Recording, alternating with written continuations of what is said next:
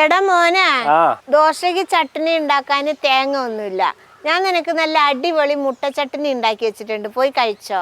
മുട്ട ചട്നിയോ? ആടാ, നല്ല രസം ഉണ്ടാവും.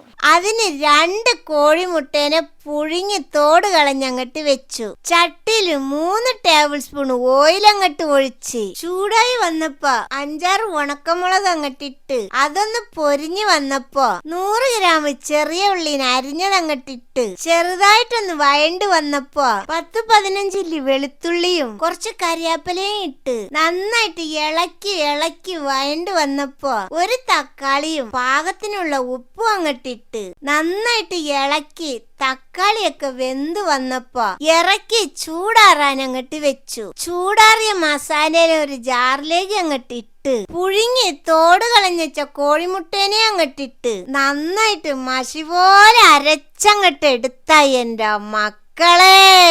നമ്മുടെ മുട്ട ചട്നി റെഡിയായി. കഴിച്ചു നോക്കാം.